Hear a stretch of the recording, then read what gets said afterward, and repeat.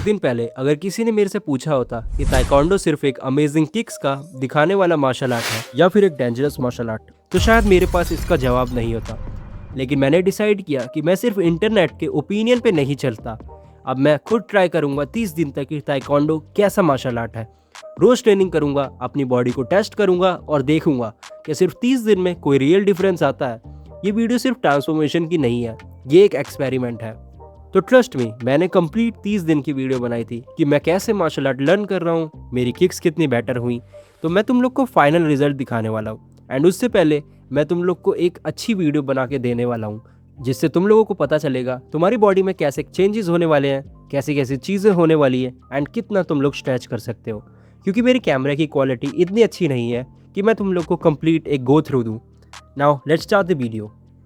Day 1 को मैंने start किया अपने ही घर से ताइक्वांडो की ट्रेनिंग करना। जिन लोग को पता है, मैंने पहले बॉक्सिंग की वीडियो बनाई थी, जिसकी वजह से मेरे लेग्स बहुत ज़्यादा भारी हैं और स्ट्रेचेबिलिटी तो बहुत कम है। इसीलिए मैंने सोचा था कि किक्स मारने की प्रैक्टिस मैं फर्स्ट डे से स्टार्ट कर दूंगा, लेकिन ऐसा नहीं था।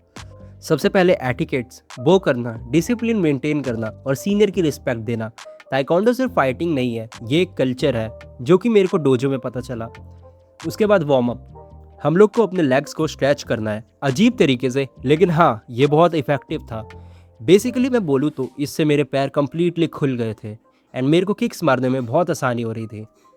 ये वार्म अप नॉर्मल लोगों के लिए थोड़ा हार्ड होने वाला है, क्योंकि इसमें high knees, jumping jack, stretching and mobility drills होते हैं, जो इन्हें कम्प्लीटली बैलेंस एक्सरसाइज बनाती है।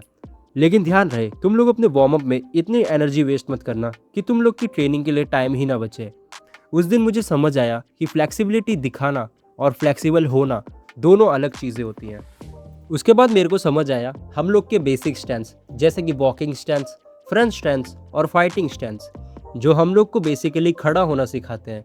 मैंने बार बार बैलेंस लूज़ किया, लेकिन एक एथलीट फिजिक की वजह से मैंने अडेप्ट कर लिया। एंड फिर आई बेसिक किक्स की बारी, जैसे कि front kick, round house kick. जो किक वीडियोज़ में इतनी स्मूथ लगती है, मेरी किक उतनी ही ऑकवर्ड लग रही थी। इसका मतलब मेरे को पावर की कमी हो रही थी, कंट्रोल और भी कम हो रहा था।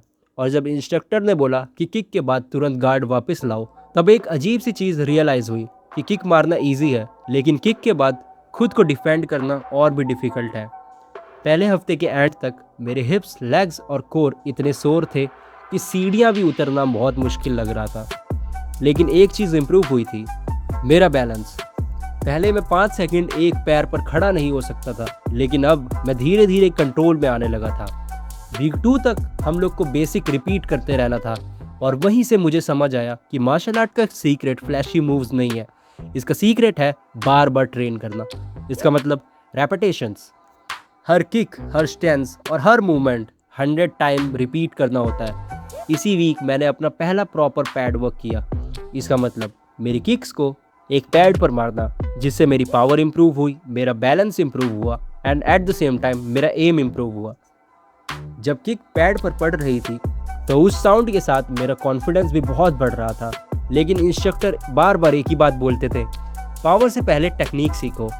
जैसा कि मैंने तुम लोग को बताया है कि कोई भी स्किल सीखना हो, उसमें पहले स्लोली एक्यूरेसी को अटेन करो एंड उसके बाद तुम लोग पावर पे जाओ। अगर हम लोग की किक मारने की टेक्निक ही कम्प्लीटली गलत है, तो पावर किसी भी काम की नहीं है। पहले मेरी किक्स बेस तक बहुत मुश्किल से जा पा रही थी, लेकिन अब चेस्ट तक जा रही थी। एंड फिर वीक 3 आता है। अब ट्रेनिंग और इंटेंस हो गई। Combination kicks, footwork, reaction drills और फाइनली लाइट स्पेयरिंग। ये वो मोमेंट था जहां मुझे रियलाइज़ हुआ बैक को किक करना और मूविंग अपोनेंट को हिट करना दोनों एकदम अलग गेम है। मैं तुम लोगों के लिए स्क्रीन पर एक वीडियो लगा रहा हूँ, जिससे तुम समझ सकते हो, लेकिन मैंने डोजो में एक भी वीडियो रिकॉर्ड नहीं करी एंड मैं तुम लोग को सब रिकॉर्डिंग मैं अपने घर पे दिखाऊंगा। जब भी मैं अपोनेंट को हिट करने जाता था तो कभी डिस्टेंस गलत हो जाता था, कभी टाइमिंग गलत और कभी गार्ड ओपन हो जाता था। इस स्पेयरिंग ने मुझे सबसे ज़्यादा सिखाया ताइक्वांडो सिर्फ फ्लेक्सिबिलिटी नहीं है, ये डिस्टेंस मैनेजमेंट है। अपनी टाइमिंग पे काम करना है and at the same time अपनी स्पीड पर काम करना है, और पेशेंस वो तो सबसे ज़्यादा इम्पॉर्टेंट है। वीक 4 आया। अब मेरी बॉडी को एकदम ट्रेनिंग की आदत हो चुकी थी। सबसे बड़ा डिफरेंस था कॉन्फिडेंस में। अब मेरा मूवमेंट सोच कर नहीं, नेचुरली आने लगा था। 30 दिन एकदम से कंप्लीट हो गए, पर क्या मैं ब्लैक बेल्ट बन पाया? बिल्कुल नहीं। क्या मैं स्ट्रीट फाइटर में सबको हरा दूंगा? शायद नहीं। लेकिन 30 दिन में मैंने क्या गेन किया? मेरी एक बेटर फ्लेक्सिबिलिटी, मेरे बहुत ज़्यादा फास्ट किक्स और मेरी स्ट्रॉन्ग लेग्स। इसके साथ साथ मैंने अपना कार्डियो इम्प्रूव किया और सबसे बड़ी इम्पॉर्टेंट चीज़, डिसिप्लिन। ताइक्वांडो ने मुझे एक चीज़ ज़रूर सिखाई, मास्टरी कोई शॉर्टकट नहीं है। मास्टरी में हम लोग को बहुत ज़्यादा टाइम लगता है। अगर सिर्फ 30 दिनों में इतना डिफरेंस आ सकता है तो सोचो एक कंसिस्टेंट 1 साल की ट्रेनिंग क्या कर सकती है। ये सिर्फ शुरुआत है।